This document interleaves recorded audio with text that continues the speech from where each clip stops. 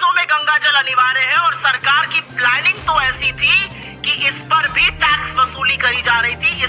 आपने इतिहास में जजिया के बारे में तो पढ़ा ही होगा। अगर आपको इसकी जानकारी ना हो तो आज हम आपको बताते हैं।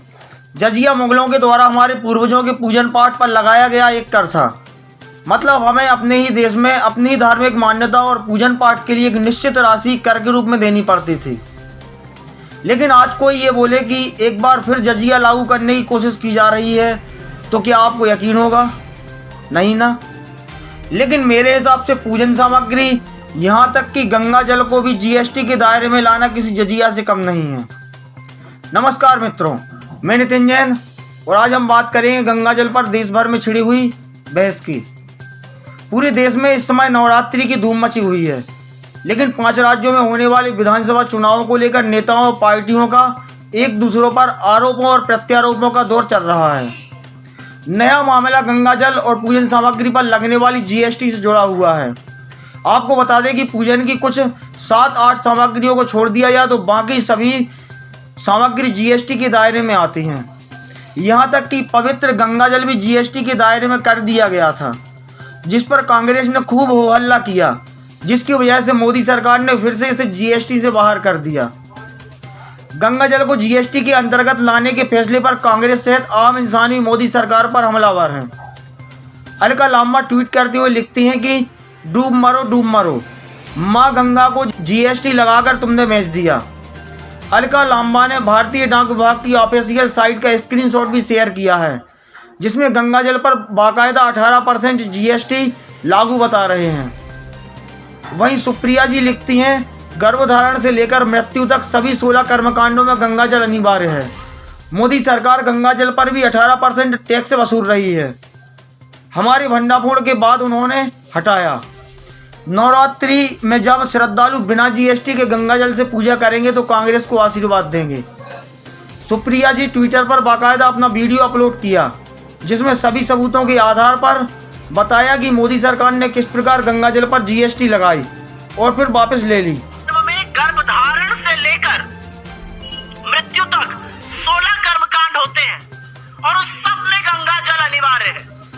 घर की शुद्धि के लिए, आचमन के लिए, चरणामृत में जब तक गंगा जल नहीं पड़ता वो आप देवी देवताओं को चढ़ा ही नहीं सकते।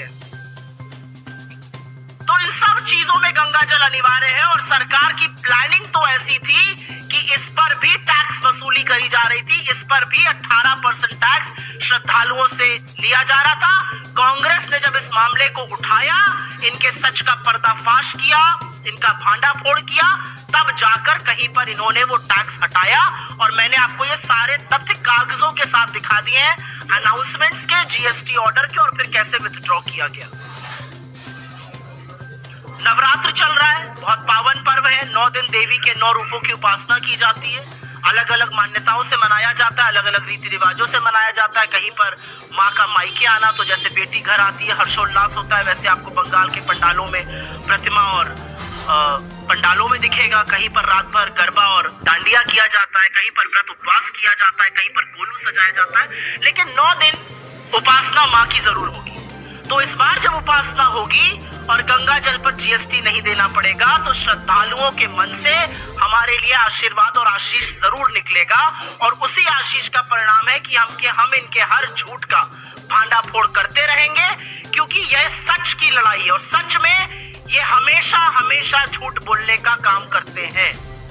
तो आपके सामने ये तथ्य लाना जरूरी था। थोड़े दुख के साथ ये बात ये भी कहती हूं कि ये इन्वेस्टिगेशन, ये फैक्ट चेक तो आप कुछ साथियों को करना चाहिए था, हम लोगों को करना पड़ रहा है। लेकिन कोई बात नहीं, बहुत सारे लोग हैं जो ऐसा काम नहीं कर रहे हैं। आश्वस्त रहिए, हम ये काम जरूर करते रहेंगे और सरकार का जो असली चेहरा है उसको बेनकाब करते रहेंगे। और असली चेहरे में धर्म के ये स्वयंभू ठेकेदार धर्म के नाम पर सबसे ज्यादा लोगों को ठगते हैं। मां गंगा को आप हमें कमेंट के माध्यम से अपने सुझाव भेजें और बताएं कि गंगा जल और पूजन सामग्रियों पर लगाया गया जीएसटी किस हद तक सही है। क्या गंगा जल और अन्य सभी पूजन सामग्रियों पर जीएसटी लगाया जाना चाहिए या नहीं।